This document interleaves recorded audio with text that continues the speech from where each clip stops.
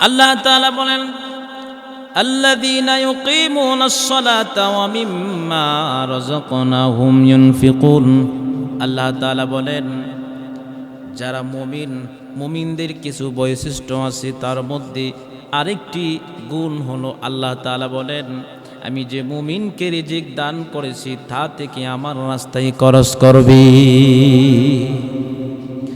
দেখেন হযরত আলীর দিকে একটু লক্ষ্য করুন। হযরত আলী রাদিয়াল্লাহু তাআলা আনহু কেমন গরিব একজন সাহাবী। 3 দিন চলে যায়, চুলার মধ্যে কোনো আগুন ধরে না গো।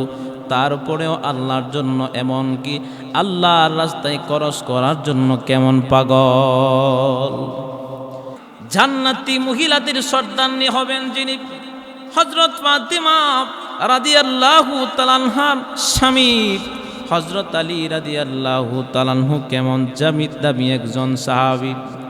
হযরত ফাতিমা রাদিয়াল্লাহু তাআলা আনহা বিবাহর প্রস্তাব নিয়ে বিভিন্ন রাজার ছেলেরা, বাদশার ছেলেরা, শিল্পপতি, কোটি কোটি টাকার মালিক, সম্পদের মালিক, এমনকি বহু সাহাবী কেরাম বিয়ার প্রস্তাব দেয়। আল্লাহর রাসূল হাও বলে না, নাও কয় না। নবী আমার অপেক্ষা আমার আছে, আমার আলী কোন সময় আসবে আমার ফাতেমার প্রস্তাব নিয়ে। সুবহানাল্লাহ, কোন সময় আমার আলী প্রস্তাব নিয়ে আসবে আমার ফাতেমা রাদিয়াল্লাহু তাআলা। হযরত ফাতেমা রাদিয়াল্লাহু তাআলা বিবাহর সময় হয়ে গেছে, বহু প্রস্তাব আসতেছেন। হঠাৎ করে হযরত আলী রাদিয়াল্লাহু তাআলা আল্লাহর রাসূলের কাছে আসছেন বিবাহর প্রস্তাব নিয়ে। নবীজির কাছে আইসা হযরত আলী কিছু কয় না, হাও কয় না, নাও কয় না, কি বলবে সব কথা হারিয়ে ফেলেছে। লাজুক মানুষ ছিলেন। আলী রাদিয়াল্লাহু তাআলা নবীজির সামনে বসে আছেন। আল্লাহর নবী তখন ডেকে বলে, আলী কেন আসছো, কি বলবা? নবী গো, কি যে বলবো সেটাই তো আমি বলতে পারি না। আল্লাহর নবী তখন বলেন, তুমি কি আমার কন্যা হযরত ফাতেমার বিয়ার প্রস্তাব নিয়ে আসছো নাকি? এমনকি আমার কন্যা হযরত ফাতেমা কি তুমি কি বিবাহ করবা? হযরত আলী রাদিয়াল্লাহু তাআলা তখন ডেকে বলেন, ওগো নবী, যদি দেন তাইলে আমি হযরত ফাতেমাকে আমি বিবাহ করতে চাই। নবীজি মুস্কি মুস্কি মনে মনে খুশি হাসতেছে। আল্লাহর রাসূল হযরত আলীকে ডেকে বলে, ও আলী, কি আছে তোমার? টাকা পয়সা কিছু আছে নাকি? গড়ে কি আছে? কগো নবী, গড়ে কি আছে? কগো নবী, আমার ঢাল আছে আর তরবারি আছে। তাহলে বিবাহ করার জন্য কিছু খরচপাতি তো প্রয়োজন, টাকা পয়সা লাগবে, সকলেরই লাগে। আলী রাদিয়াল্লাহু তাআলা কে বলতেছে, আলী কি আছে? বলতেছি তরবারি আছে আর ডাল আছে। আল্লাহর নবীকে তখন বলতেছেন, ওগো নবী, তরবারি আছে, ডাল আছে। আল্লাহর রাসূল তখন ডেকে বলেন, আরে আলী, যাও যাও, ডাল বাজারে বিক্রি করে নিয়ে আসো, যত দিরহামে পাও তুমি নিয়ে আসো।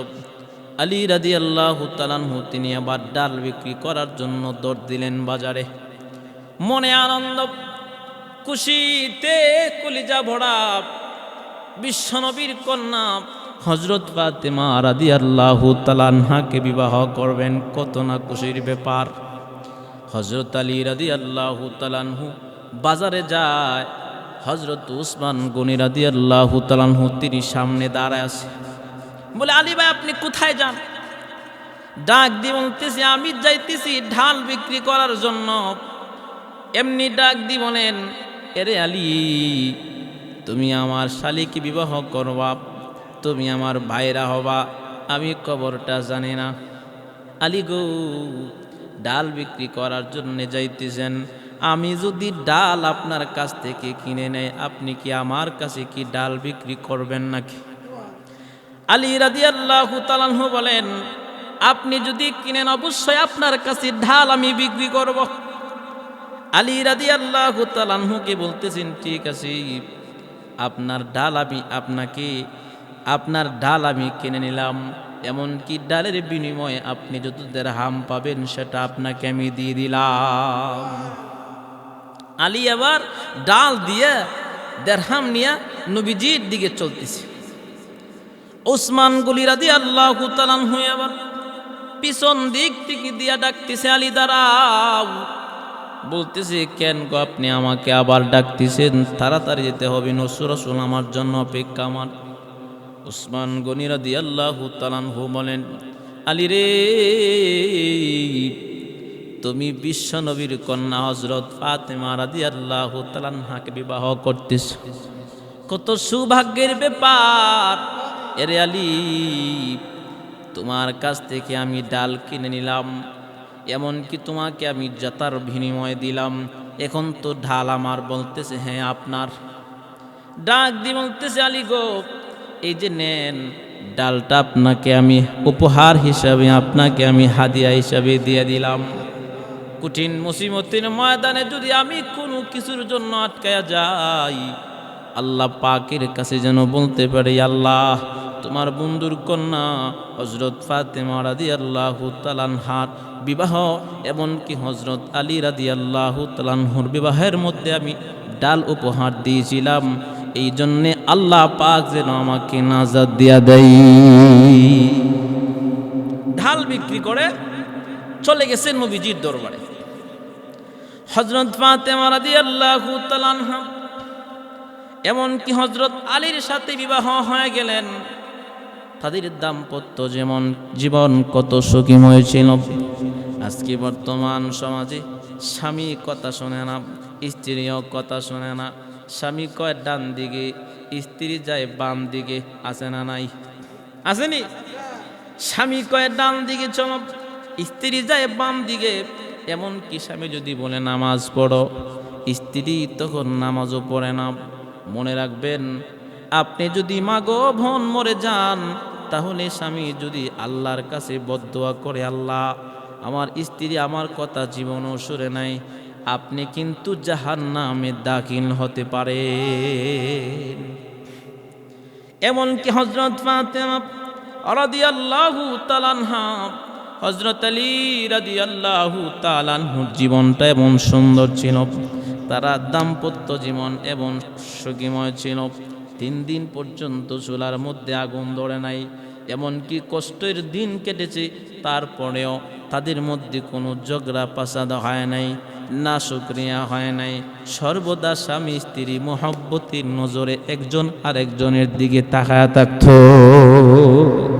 আজকে বর্তমান সমাজে এমন হয়, স্ত্রীকে নিয়ে কোথাও গেলে স্বামীর চোখ অন্যদিকে থাকে। কি কথা বলেন, ঠিক কিনা বলেন? দেখেন হযরত ফাতেমা কেমন অবস্থায় দিন কাটিয়েছেন। এমনকি অভাবের মধ্যে সময় চলে গেছে, তারপরেও আল্লাহ পাকের ইবাদত ভুলে নাই, স্বামীর অকৃতজ্ঞ হয় নাই। আল্লাহর রাসূল সব সময় দিনের দাওয়াত দিতেন। দিনের দাওয়াতের কাজ ছেড়ে যখন বাড়িতে যাইতেন, মাঝে মধ্যে হযরত ফাতেমা রাদিয়াল্লাহু তাআলা আনহার সাথে সাক্ষাৎ করে যাইতেন। আমার আপনার নবী মুহাম্মাদুর রাসূলুল্লাহ সাল্লাল্লাহু আলাইহি ওয়াসাল্লাম, হযরত মুহাম্মদ সাল্লাল্লাহু আলাইহি ওয়াসাল্লাম, আমার আপনার নবী বিশ্ব নবী একদিন রাস্তা দিয়া বাড়িতে যায়, হযরত ফাতেমার বাড়ির সামনে গিয়া দাঁড়ায় গেছে। ও আমার মা বোনেরা, ও যুবক ভাইরা, আমার বাবাজির একটু গভীর মনোযোগ, একটু খেয়াল করবেন, একটু মেহেরবানি করে একটু মনোযোগ দিবেন। কেউ কিন্তু ঘুমাবেন না।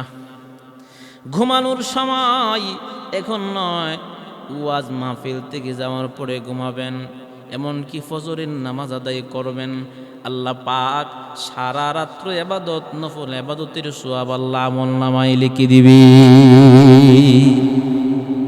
হযরত ফাতেমা রাদিয়াল্লাহু তাআলা আনহার বাড়ির সামনে নবীজি গিয়া দাঁড়ায় গেছে।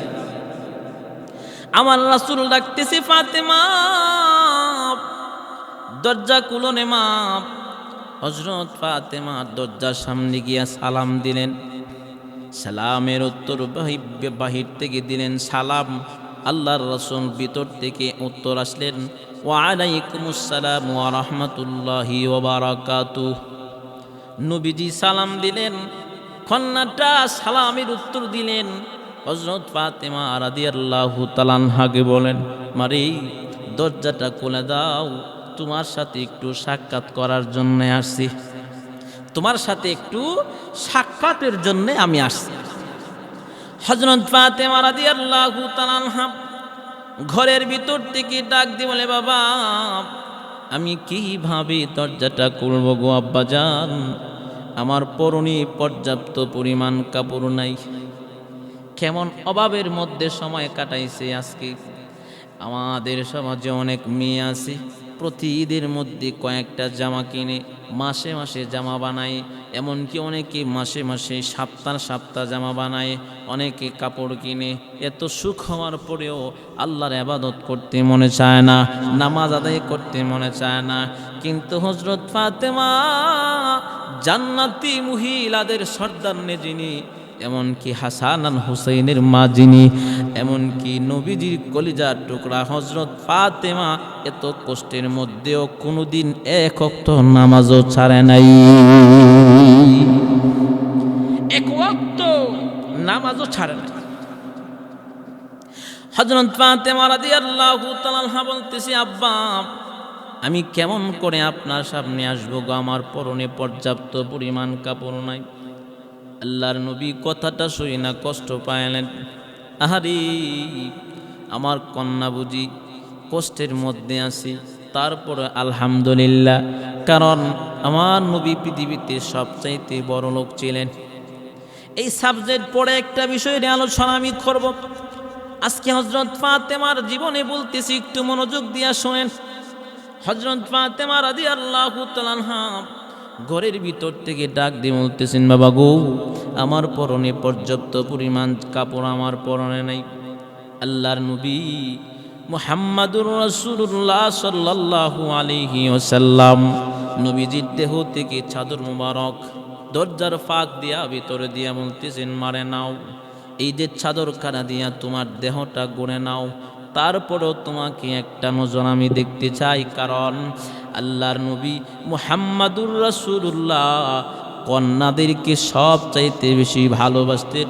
কোথাও চলে গেলে প্রথমে আয়েশা মেয়েদেরকে হযরত ফাতেমাকে মজা দিতেন। আজকে তো আমাদের সমাজে মেয়ে হইলে আজান দিয়ে আস্তে করে, ছেলে হইলে মাইক ফাড়ায় দেয়। কথা বলেন ঠিক কিনা? অথচ মেয়েরা হচ্ছে জান্নাতের টিকেট। সুবহানাল্লাহ ওয়া বিহামদিহি। মেয়েদেরকে মহব্বত করবেন, আল্লাহর রাসূলের সুন্নাত। মেয়েদেরকে সব সময়, মেয়েদেরকে কোনো জায়গা থেকে বাজার থেকে আসলে মেয়েদেরকে আগে মজা দিবেন, রাসূলের সুন্নাত। হযরত ফাতেমা রাদিয়াল্লাহু তাআলা আনহা যখন চাদর ভিতর থেকে বাহির থেকে রাসূল দিছেন, ভিতরে চাদর নিলেন, মাথা থেকে পা পর্যন্ত দেহটা ডাকছেন, ডাইকা দরজাটা আস্তে করে খুলিয়া তিনি আবার তার স্থানে গিয়া শুয়ে গেছে। শুয়ে যাওয়ার পরে নবীজি ঘরের ভিতরে ঢুকছেন। দুই কা হযরত ফাতেমা রাদিয়াল্লাহু তাআলা আনহার মাথার মধ্যে হাত দিয়া দেখেন হযরত ফাতেমার শরীরটা একটু গরম। আল্লাহর রাসূল তখন ডেকে বলেন, আরে মা তোমার কি অসুস্থ? বলতেছে, না গো আব্বাজান, জ্বর আসছে কন্যা, ঠান্ডা লাগছে বলে না, কি প্রবলেম গো মা? হযরত ফাতেমা কান্দে আর ডেকে বলেন, বাবা আমার জ্বর আসে নাই, কোনো সমস্যা নাই, সুস্থ আছি। আজকে আমি কয়েক বেলা পর্যন্ত চুলার মধ্যে আগুন ধরে না, আমি কোথায় যন্ত্রণা, আমি অসুস্থ হয়ে গেছি, ক্ষুধার যন্ত্রণায় কষ্ট করতেছি। তারপরেও স্বামীর নাশুকরি আদায় করে নাই। আর আজকে বর্তমান সমাজে অনেক স্বামী 10,000 টাকা মাসা পায়, পাশের বাড়ির লোক পায় 20,000 টাকা। তুমি স্বামী হইছো না, তুমি কি হইছো? আল্লাহ ছাড়া কিছু জানে না। আমাকে তুমি জীবনে কি দিয়েছো? আহা, 3 কারণে মহিলারা জাহান্নামে যাবে। 1 নাম্বার হলো স্বামীর নাশুকরি আদায় করা। আছে না নাই? অনেক স্ত্রী আছে, না শুকরিয়া আদায় করা, স্বামীকে কুঠা দেওয়া, তুমি জীবনে কি দিছো, তুমি জীবনে কি করেছো, এমন কি তুমি জীবনে কি আমার জন্য এনেছো, এমন না শুকরিয়া অনেক মহিলা করে, সাবধান, স্বামীর না শুকরিয়া আদায় করবেন না। স্বামী যদি না থাকে আপনার কোনো দাম নাই। যতদিন আপনার স্বামী আছি ততদিন আপনার পৃথিবী আপনার হাতে। স্বামী যেদিন না থাকবে, আপনার বিয়ে হওয়ার পরে মা বাপ এমনকি শ্বশুর শাশুড়ি আত্মীয় স্বজন ডান দিক আর বাম দিক পৃথিবীতে কেউ নাই, একমাত্র আল্লাহ আছে। তো স্বামী থাকতে স্বামীর কদর করেন। এমনকি 2 নাম্বার মহিলারা জাহান্নামের 2 নাম্বার কারণ, 2 নাম্বার কারণ মহিলারা বদদুয়া অভিশাপ বেশি দেয় মানুষকে, ঠিক না? অনেকেরে বলে কি তুই মরতে পারস না, তোর উপরে টাড়া পড়ক, ওই হোক সেই হোক, তুই মরে যা, এমন করে। 3 নাম্বারে হতাশ, বেশি বেশি কালি ছায়, না না অল্পতে সন্তুষ্ট থাকবেন। স্বামী স্ত্রী দুজন নামাজ পড়বেন, আল্লাহ পাক রিজিকের মধ্যে বরকত দান করবে, রিজিকে আল্লাহ বরকত দিবে। দেখেন হযরত ফাতেমা রাদিয়াল্লাহু তাআলার জীবনী কেমন অবস্থা ছিল, ঘরে খাবার ছিল না, তারপরও আল্লাহর জন্য দান খয়রাত করতেন। এমন কি অসহায় ব্যক্তিদেরকে দান করতেন। আল্লাহ পাক কুরআনুল কারীমে বলছেন, আমি যে আয়াত কান আপনাদের সামনে তেলাওয়াত করেছিলাম, আল্লাযীনা ইউকিমুনাস সালাতা ওয়া মিম্মা রাযাকনাহুম ইউনফিকুন। আল্লাহ পাক বলেন রাযাক রিজিক, আল্লাহ পাক যে সম্পদ দিয়েছেন, কোটি টাকার সম্পদ আপনার, যা কিছু দুনিয়াতে আপনার আছে, ক্ষেত আছে, জায়গা জমি আছে, টাকা পয়সা আছে, গরু বেড়া আছে, বিভিন্ন সম্পদ আছে, সবগুলি কিন্তু আল্লাহ আপনারে দিছে, ঠিক কিনা? আল্লাহ পাক সব কিছুর মালিক আপনাকে বানায় দিছে। সম্পদ আল্লাহ আপনাকে দিলেন, তাই বলে সম্পদ যেদিকে মনে চায় দিকে খরচ করা যাবে না, সাবধান। এই সম্পদের হিসাব কিন্তু মহান আল্লাহ পাকের কাছে একদিন দিতে হবে। শুধুমাত্র নিজে খরচ করতে হবে যতটুকু প্রয়োজন, দ্বিতীয় হলো আল্লাহর রাস্তায় খরচ করতে হবে। একজন হিন্দু মানুষ অসুস্থ থাকে, আপনি 500 টাকা দেন চিকিৎসার জন্য, জায়েজ আছে। লেখাপড়া করতে পারে না, একটু সহযোগিতা করুন, দিতে পারেন, কোনো সমস্যা নাই। আহারে এমনকি ওই ব্যক্তি খাবার খাইতে পারছে না, আপনি তারে 200 টাকা দেন, অথবা যতটুকু প্রয়োজন তাকে আপনি দেন, কোনো প্রবলেম নাই, জায়েজ আছে। কিন্তু একজন হিন্দু মানুষ, একজন হিন্দু ব্যক্তি মূর্তি পূজক, ওই ব্যক্তি মূর্তি বানানোর জন্য আপনার কাছে এসে বলল, ভাই আমাগোর পূজার জন্য আপনি 500 টাকা দেন। সাবধান, ওই 500 টাকা দিলেই হতে পারে আপনি জাহান্নামে যাওয়ার কারণ হয়ে যেতে পারে, হতে পারে জাহান্নামে যাওয়ার কারণ হয়ে যেতে পারে। যেমন হযরত ফাতেমার ঘটনা আমি বলবো 1 মিনিট পরে, একটি ছোট্ট একটি কথা আপনাদের উদ্দেশ্য বলে ফেলি। হযরত মুহাম্মদ সাল্লাল্লাহু আলাইহি ওয়াসাল্লাম, আমাদের নবী মুহাম্মাদুর রাসূলুল্লাহ, নবী একদিন সাহাবীদেরকে ডেকে বলেন, এরে সাহাবীরা, এক জালেম বাদশা নদীর পাড়ে একটা মূর্তি টানায় রাখছে। ছোট্ট একটা নদী শুকায় গেছে, ছোট খাল হয়ে গেছে, মধ্যে পানির স্রোতে একটু গর্ত হয়ে গেছে, ওই খালটা পার হওয়া লাগে একটা মূর্তি টানা রাখছে। একজন পাহারাদার বসায় রাখছেন। ওই পাহারাদার যে কোনো মানুষ আছে সেই মূর্তির নামে টাকা রাখে, টাকা পয়সা রাখে। এক মুহূর্তে একজন কালিমাওয়ালা মুসলমান আছে, পাহারাদার বলতেছে, শোনো, ওই মূর্তির নামে তুমি কিছু দান করে যাও। এমনি ডাক দি বলেন, না না, আমি মূর্তির নামে কোনো কিছু দান করব না। আরে ভাই, আমি বলতেছি আপনাকে সম্পদ আল্লাহ দান করেছেন, যেই দিকে মনে চায় দিকে কিন্তু খরচ করা যাবে না, একমাত্র আল্লাহ পাকের দিন প্রতিষ্ঠিত করার জন্য। এমনকি আল্লাহর রাস্তায় দান করবেন, ইতিম মিসকিনদেরকে দান করবেন, আল্লাহ পাক সম্পদ বাড়ায়া দিবে। কিন্তু কাফের মুশরিকদের পূজার জন্য টাকা দেওয়া যাবে না। তো আল্লাহর রাসূল তখন বলতেছেন, সাহাবীরা শোনো, কালিমাওয়ালা মুসলমান যখন চলে আসছে, আল্লাহর রাসূল তখন বলতেছেন, কালিমাওয়ালা মুসলমান আসার পরে বলতেছেন, তুমি মূর্তির নামে টাকা দাও। বলতেছেন আমি মরতে পারি রে, তবু মূর্তির নামে আমি একটা পয়সাও দিতে পারবো না। তখন দারোয়ান বলতেছে, পাহারাদার বলতেছে, মূর্তির নাকের ডগায়, নাকের আগায় একটা মাছি বসছে, সেই মাছিটা তুমি টুকা দিয়া মারো, আমি যেন বাচ্চার কাছে তোমার পক্ষে সুপারিশ করতে পারি, তুমি নিরাপদে চলে যাও। এরে যুবক ভাই, খুঁটিপুতি টাকাওয়ালা, একটু মনোযোগ দিয়েন, একটু মেহেরবানি করে আমি একজন আপনাদের জান্নাতে যাওয়ার প্রতীক হিসাবে আহ্বান করতেছি। কিভাবে জান্নাতে যাওয়া যাবে, এমনকি কিভাবে আপনার বন্ধু হিসাবে আপনাদেরকে আহ্বান করতেছি, মনোযোগ দিয়েন। তখন সেই ব্যক্তি নাকের ডগায় যে মাছিটা বসছেন, টুকা দিয়ে মারছে আর চিন্তা করেছে মাছিটা মারলে আর কি হবে, নিরাপদে খাল পার হয়ে চলে গেছে। কিছুক্ষণ পরে আরেকজন কালিমাওয়ালা মুসলমান আসছে। মূর্তিওয়ালা ডাক দিয়ে বলতেছি, মূর্তির নামে তুমি কিছু দান করো। ডাক দিয়ে বলেন, আমি মরতে পারি রে, তবু আমি আমার আল্লাহ ছাড়া অন্য ধর্মের একটা মূর্তির নামে আমি একটা পয়সা দিব না, একটা পয়সা আমি দিতে পারবো না। দারোয়ান বলতেছি, শোনো, তোমার আগে একজন মুসলমান আসছিল, তিনি নাকের ডগায় মাছি বসছিল, টুকা দিয়ে মেরে চলে গেছে। তুমিও নাকের ডগায় মাছি বসছে, তুমিও মেরে যাও। কালিমাওয়ালা মুসলমান ডেকে বলেন, না গো না, আমি মরতে পারি, তবু আমি মাছিটা আমি মূর্তির নাকের ডগায় থেকে আমি মারতে পারবো না। এই কথা বলার পরে তাকে ফাঁসির কাষ্ঠে ঝুলানো হলো, রক্তের বন্যায় বাসায় দেওয়া হলো। আল্লাহর রাসূল বলেন, আগের মুসলমান মাছি মারছে মূর্তির নামে, এই মাছি পরিমাণ শিরিক করার কারণে জাহান্নামে চলে গেছি। আর ওই ব্যক্তি মাছি মারে নাই, টাকা পয়সা দান করে নাই, রক্তের বন্যায় বাইসা আল্লাহর জান্নাতের মেহমান হয়ে গেছি।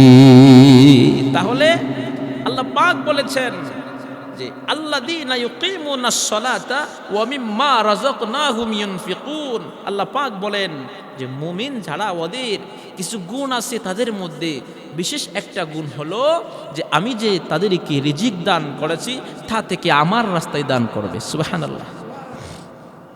দেখেন হযরত ফাতেমা রাদিয়াল্লাহু তাআলা আনহা কেমন মহিলা ছিলেন। হযরত ফাতেমার জীবনে আজকে বলবো আপনাদের কাছে, আমার বিষয় হযরত ফাতেমা রাদিয়াল্লাহু তাআলা আনহার জীবনী বলা।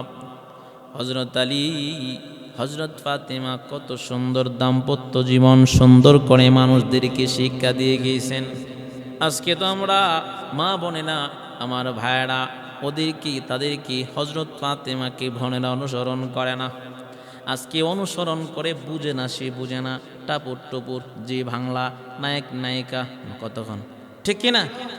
এমনকি যুবকেরা আজকে খেলোয়াড়দেরকে অনুসরণ করে, এমনকি নায়ক নায়কদেরকে অনুসরণ করে, অমুক নায়ক কীভাবে চলে, টিকটক বিভিন্ন জায়গায় অনুসরণ করে। না না, এর যুবক হযরত আলী রাদিয়াল্লাহু তাআলা আনহু কিন্তু একজন যুবক ছিল। আপনি যুবককে অনুসরণ করেন, এমনকি আপনি হযরত আলীকে অনুসরণ করেন। আমার মা বোনেরা গো, আপনারা হযরত ফাতেমা রাদিয়াল্লাহু তাআলা আনহাকে অনুসরণ করেন, দেখবেন আল্লাহ পাক এই ইহ জগৎ পর জগৎ আল্লাহ শান্তিময় করে দিবে, শান্তিময় আল্লাহ করে দিবে। দেখেন হযরত ফাতেমার গড়ে একদিন খাবার নাই। হযরত আলী রাদিয়াল্লাহু তাআলা আনহুকে একটা চাদর নবীজি দিয়েছিলেন। আজকে তো আমাদের সমাজে মেয়েটাকে বিবাহ দিলে ফ্রিজ দেয়, অনেক উপহার দেয়, তার সাথে একটা টিভিও দেয়। তারপরে টিভিতে ডিশের লাইন গিয়ে বাড়িতে লাগায়, টিভিতে টিকিট থাকে। কি কোন টিভি কি জান্নাতের টিকিট নাকি? হ্যাঁ, বলতেছি যে টিভি কি জান্নাতের টিকিট? হতে পারে না। টিভি হচ্ছে জাহান্নামের টিকিট। কারণ টিভি গড়ে থাকলে ওর শৃঙ্খল ছবি দেখার মনে ছাবি। হযরত ফাতেমা রাদিয়াল্লাহু তাআলা আনহাকে একটা নবীজির চাদর উপহার দিলেন। হযরত ফাতেমা রাদিয়াল্লাহু তাআলা আনহা একদিন আলীকে ডেকে বলে, আলী যাও, ওগো আলী, আপনি বাজারে নিয়ে বিক্রি করেন। আল্লাহর রাসূলের কন্যা হযরত ফাতেমার স্বামী হযরত আলী চাদর নিয়ে বাজারে চলে গেলেন। আলী রাদিয়াল্লাহু তাআলা আনহু ওই চাদর 600 দিরহাম 6 দিরহাম বিক্রি করেছে। কয় দিরহাম? 6 দিরহাম। 6 দিরহাম বিক্রি করলেন। এরে আমার যুবক ভাইরা, 6 দিরহাম বিক্রি করে আলী এবার পথ ধরছেন, বাড়ির দিকে রওনা করবে। আলী এবার হঠাৎ তাকায় দেখেন একজন মিসকিন সামনে দাঁড়ায় গেল। ডাক দিয়ে বলতেছে, আলী, আল্লাহর ওয়াস্তে একটু দিবেননি? কিছু আছে কিনা, একটু আমাকে সাহায্য করুন। হযরত আলী রাদিয়াল্লাহু তাআলা আনহু তার পকেটে যা ছিল সবটুকু মিসকিনকে দান করে দিছি। ঘরে কি অবস্থা, কোনো খেয়াল নাই, আল্লাহর ওয়াস্তে চেয়েছে। পৃথিবীর সব কিছুর চাইতে আল্লাহর নামের ইজ্জত বেশি। 6 দিরহামই দান করেছে। আলীর এবার ইন্টি পকেট, বাড়ির দিকে হাঁটতেছেন আর মনে মনে চিন্তা করতেছেন, না জানি স্ত্রী আমাকে কি বলে। না গো না, আলী রাদিয়াল্লাহু তাআলা আনহুর স্ত্রী হযরত ফাতেমা জান্নাতি মহিলাদের সর্দারনী, স্বামীকে কিছুই বলবে না। আলী রাদিয়াল্লাহু তাআলা আনহু সামনে হাঁটতেছেন, এক মুহূর্তে কে জানি একজন ব্যক্তি সামনে দাঁড়ায় কয়, আসসালামু আলাইকুম ওয়া রাহমাতুল্লাহ। ওগো আলী ভাই, আপনি কোথায় যান? কো বাড়িতে যাইতেছি। এমনি ডাক দিয়ে বলেন, আলী গো, আমার একটা উট আছে, উটটা আপনি কিনবেন নাকি? সুবহানাল্লাহ বলবেন না? বলতেছে উটটা কিনবেন কিনা। আলী বলতেছে, আমার তো ইন্টি পকেট, আমি কিভাবে কিনবো? ওই ব্যক্তি বলতেছে, আলী, আপনি যদি বাকি কিনতে চান তাহলে আপনার কাছে ওটা আমি বিক্রি করব। আলী বলেন, কত দিরহাম দিয়ে আপনি আমার কাছে বিক্রি করবেন? আলী রাদিয়াল্লাহু তাআলা আনহুকে বলতেছেন, আপনি বলেন। আলী বলেন, 100 দিরহাম দিব, আপনি কি দিবেন? বেলা হা। 100 দিরহাম বাকি ধরে উট কিনে নিলেন। ধরেন আপনাকে এই এলাকা থেকে একটা উট কিনলেন একজন, অথবা একটা গরু কিনলেন, একটা যে কোনো কোরবানির গরু, ছাগল, ভেড়া কিনল। এই এলাকায় কেনার পরে ধরেন সিলেট নিয়ে গেল, বিভিন্ন শহরে অথবা বিভিন্ন স্থানে নিয়ে গেছে, অথবা বিভিন্ন বাজারে নিয়ে গেছে, ঢাকা নিয়ে গেছে বিক্রি করার জন্য। তা হযরত আলী কিনে এটা বাজারে নিয়ে গেছে বিক্রি করার জন্য। বাজারে যখন যাইতেছেন, উদ্দেশ্য বাজারে যাবে, রাস্তার মধ্যে সামনে আরেকজন ব্যক্তি দাঁড়ায় বলতেছে, আসসালামু আলাইকুম ওয়া রাহমাতুল্লাহ। ও আলী ভাই, আপনি উট নিয়া কোথায় যান? বলতেছে, আমি উট নিয়া বাজারে যাইতেছি। বলতেছে, উট আপনি কত দিরহাম দিয়া বিক্রি করবেন? এমনি বলতেছেন, কত দিবেন আপনি বলেন। ওই আগন্তক ব্যক্তি ডাক দিয়ে বলতেছে, আলী গো, দেখতে বড় সুন্দর, আমি আপনাকে মন থেকে বলতেছি, আপনার উট আমি 160 দিরহাম দিয়ে আমি কিনতে রাজি আছি। 160 দিরহাম দিয়া আপনার উট আমি কিনতে রাজি আছি। হযরত আলী রাদিয়াল্লাহু তাআলা আনহু বলতেছেন, ঠিক আছে, আপনি আমার উট নিয়ে যান। ওই ব্যক্তি 160 দিরহাম দিয়া গেলেন। আলী রাদিয়াল্লাহু তাআলা আনহু এবার মনে আনন্দ, ব্যবসা করলাম, ব্যবসার মধ্যে মুনাফা লাভ হয়ে গেছে। একটু সামনে যাইতে একজন ব্যক্তি দাঁড়ায় গেলেন, ডাক দিয়ে বলতেছেন, ওগো আলী, আপনি আমার সাথে আবার সাক্ষাৎ হয়ে গেছে। বলতেছেন, জি, আপনি আমার কাছ থেকে উট কিনেছিলেন। উট কোথায়? বলতেছে, উট আমি বিক্রি করে দিয়েছি। 100 দিরহাম আপনার কাছ থেকে আমি উট কিনেছিলাম, এই যে নেন, উট আপনাকে আমি বিক্রি করে আমি আপনার এই উটের দিরহামগুলো আপনাকে আমি 100 দিরহাম আপনাকে দিয়ে দিলাম। বুঝে পাইছেন? কো পাইছি। ও বলতেছে, বুঝে পাইছেন? কো পাইছি। আলী রাদিয়াল্লাহু তাআলা আনহু এবার 60 দিরহাম লাভ হইছে। বাজারে গেলেন, বাজারে যাইয়া ভালোভাবে ব্যাগ নিয়ে বাজার করলেন, বাড়িতে প্রবেশ করলেন, বাহির থেকে দাওয়াত দিলেন, সালাম দিলেন, আসসালামু আলাইকুম ওয়া রাহমাতুল্লাহ। হযরত ফাতেমা সালামের উত্তর দিলেন। দরজার সামনে এসে দেখেন আলীর হাতে ব্যাগ। আলী রাদিয়াল্লাহু তাআলা আনহুর হাতে ব্যাগ, বড় বাজার। এত বাজার কিভাবে? আজকে ব্যবসা করেছি, আল্লাহর সাথে ব্যবসা লাভবান হয়েছে। তখন বলতেছি ব্যবসায় কিভাবে লাভ হয়েছে আপনি আমাকে বলেন। বলছি কোনা আমার আব্বুর কাছে আগে যেতে হবে, আব্বু যেভাবে ফাইসালা দিই, যদি বলে হালাল হয়েছে তারপরে গড়ে বাজার ঢোকাবো নইতো না। আর আজকে আমাদের সমাজে কইতে আনলো চিন্তা নাই, আনছেন তো খাই। আল্লাহর নবীর কন্যা হযরত ফাতেমা রাদিয়াল্লাহু তাআলা আনহা আলী রাদিয়াল্লাহু তাআলা আনহুকে নিয়ে আবার নবীজির দরবারে চলে গেছেন। ওই দিক দিয়া জিবরাইল, আল্লাহ পাকের পক্ষ থেকে জিবরাইল আমিন নবীজির কাছে সংবাদ বলে দিলেন। নবী আমার মুস্কি মুস্কি হাসতেছেন। আলী রাদিয়াল্লাহু তাআলা আনহু যখন নবীজির সামনে চলে গেলেন, সালাম দিলেন, আসসালামু আলাইকুম ইয়া রাসূলুল্লাহ ইয়া হাবিবাল্লাহ। এমনকি হযরত ফাতেমা, হযরত আলী রাদিয়াল্লাহু তাআলা আনহু নবীজির সামনে গিয়া বসে গেলেন। এমনি ডাক দিয়ে বলে, বাবা ব্যবসা হয়েছে এমন এমন ভাবে, এটা হালাল হয়েছে নাকি? আল্লাহর রাসূল মুস্কি মুস্কি হাসা বলে, আরে আলী, নির্ভেজাল হালাল। আলী গো, তুমি যে প্রথম তুমি রাস্তা দিয়ে হাঁটার সময় তোমার সামনে একজন ব্যক্তি উট নিয়ে দাঁড়ায় ছিল, তাকে তুমি চিনো?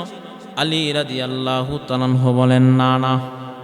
আল্লাহর রাসূল তখন ডেকে বলেন, তিনি আর কেউ নয়, সেই দুনিয়ার কোনো মানুষ নয়, তিনি হচ্ছেন আল্লাহর তৈরি ফেরেশতা হযরত জিবরাইল।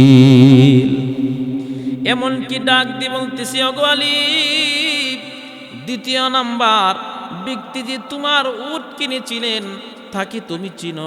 না না। বলতেছেন তোমাকে চিনি, তুমি তাকে চিনো না। আল্লাহর নবীকে তখন ডেকে বলেন, আরে আলী শোনো, আল্লাহর নবী হযরত আলীকে বলেন, তিনি হচ্ছেন হযরত মিকাইল। তাহলে যে টাকা পয়সা আল্লাহর রাস্তায় দান করে টাকা থাকলে করতে পারে না। এমনকি সুখ এমন একটা জিনিস, আল্লাহর দেয়া নিয়ামত, সুখ টাকা দিয়ে কেনা যায় না। হযরত ফাতেমা, হযরত আলী রাদিয়াল্লাহু তাআলা আনহুর জীবনে কত সুখ ছিলেন, কারণ তারা সর্বদা আল্লাহ পাকের ভয় নিয়ে জিন্দেগি পরিচালনা করেছেন। আল্লাহ পাক আমাদের সকলকে, আমরা যেন হযরত ফাতেমা রাদিয়াল্লাহু তাআলা আনহাকে, মা বোনেরা, এমনকি আমরা যুবকরা যেন হযরত আলী রাদিয়াল্লাহু তাআলা আনহুকে অনুসরণ করে জীবন পরিচালনা, দাম্পত্য জীবন আমরা যেন মৃত্যুর আগ পর্যন্ত গড়ে যাইতে পারি, সেই তৌফিক আল্লাহ আমাদেরকে দান করুক।